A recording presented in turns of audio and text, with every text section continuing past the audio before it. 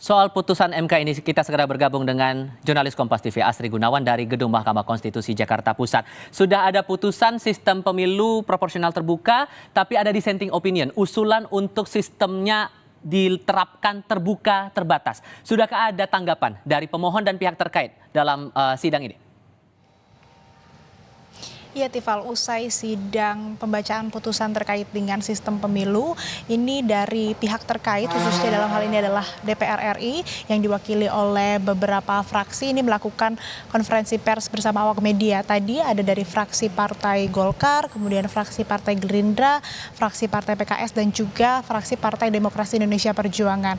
Dari Partai Golkar sendiri dan juga Gerindra dan PKS ini merasa senang dan merasa puas dengan putusan Mahkamah Konstitusi untuk tetap menerapkan sistem pemilu proporsional terbuka dalam kontestasi pemilu 2024 mendatang. Dan dari fraksi Partai Gerindra sendiri mengatakan ini hal yang melegakan karena sebelum-sebelumnya dari para kader maupun juga para bacalek yang berada di daerah-daerah khususnya ini kebingungan untuk mengambil langkah karena belum mengetahui apakah nanti Mahkamah Konstitusi akan memutuskan untuk sistem proporsional terbuka atau tertutup. Dan akhirnya sekarang setelah diputus sudah mengetahui dan juga sudah tetap menerapkan sistem proporsional terbuka. Ini hal yang melegakan dan bisa untuk melakukan langkah-langkah selanjutnya menjelang pemilu 2024. Dan sementara dari fraksi Partai Demokrasi Indonesia Perjuangan yang kita tahu ini memiliki pandangan yang berbeda dengan 8 fraksi di parlemen lainnya, yang diwakili tadi oleh Arteria Dahlan, bahwa memang menghargai dan juga menghormati putusan dari Mahkamah Konstitusi untuk tetap menerapkan sistem proporsional terbuka maksud kami.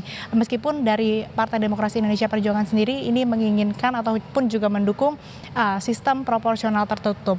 Meski ada perbedaan pendapat ataupun juga perbedaan keinginan, tapi hasil putusan ataupun juga putusan dari Mahkamah Konstitusi ini dianggap yang terbaik dan diharapkan bisa meningkatkan demokrasi di Indonesia khususnya pada pemilu 2024 mendatang yang sudah tidak lama lagi. Dan juga ini diputuskan karena memang sudah menjelang ataupun juga mendekati waktu-waktu pemilu begitu, sehingga memang sudah tidak mungkin untuk menerapkan atau mengubah sistem pemilu yang sudah diterapkan sebelum-sebelumnya. Ini sistem pemilu proporsional terbuka menjadi tertutup, sehingga ini memang dihargai oleh para pihak terkait, baik itu dari DPR kemudian juga di KPU. Sementara untuk penggugat sendiri ini belum memberikan tanggapan kepada awak media apakah kemudian menghargai atau tidak puas dengan putusan majelis hakim yang menolak untuk menerapkan sistem proporsional tertutup dan tetap pada sistem proporsional terbuka. Tifal.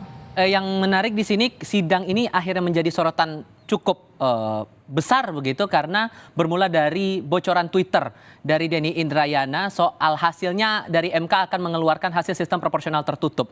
Dengan hasil yang keluar sekarang oleh MK dan merujuk lagi dari pernyataan Denny ini, ada sikap tertentu yang mungkin diambil MK?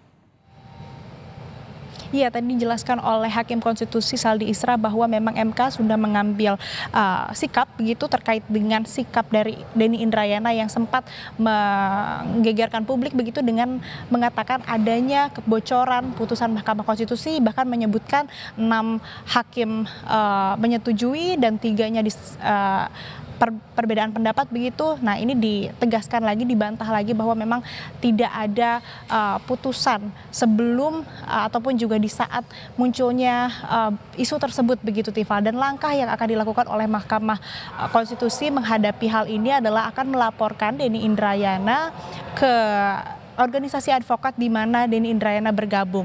Selain itu, untuk laporan ke polisi dari Mahkamah Konstitusi sendiri tidak akan melakukan pelaporan karena sudah ada laporan dari pihak lain begitu kepada kepolisian dan membiarkan pihak kepolisian untuk melakukan ataupun juga menindaklanjuti hal tersebut. Dan Mahkamah Konstitusi dalam hal ini akan bekerja sama begitu dan akan siap untuk dimintai keterangan ataupun juga berkontribusi dalam menindaklanjuti kasus ini. Lebih lengkapnya, Tifal dan saudara, berikut keterangan dari Hakim Konstitusi Saldi Isra yang sudah kami rekam sebelumnya.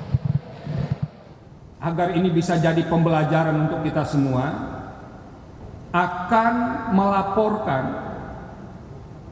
Denny Indrayana ke organisasi advokat yang Denny Indrayana berada. Oke?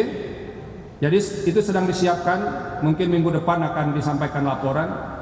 Biar organisasi advokatnya yang menilai apakah yang dilakukan Denny Indrayana itu yang berada di Indonesia. Mahkamah Konstitusi juga akan melaporkan Denny Indrayana ke organisasi advokat yang ada di luar negeri di mana Denny Indrayana sekarang tinggal begitu. Nah, kita tunggu bersama bagaimana kemudian tindak lanjut yang akan dilakukan ataupun juga nanti bagaimana respon dari Denny Indrayana sendiri terkait dengan pelaporan yang dilakukan oleh Mahkamah Konstitusi kepada organisasi advokat di mana tempat Denny Indrayana bergabung. Tifal. Dari Mahkamah Konstitusi Jakarta Pusat, Asri Gunawan melaporkan.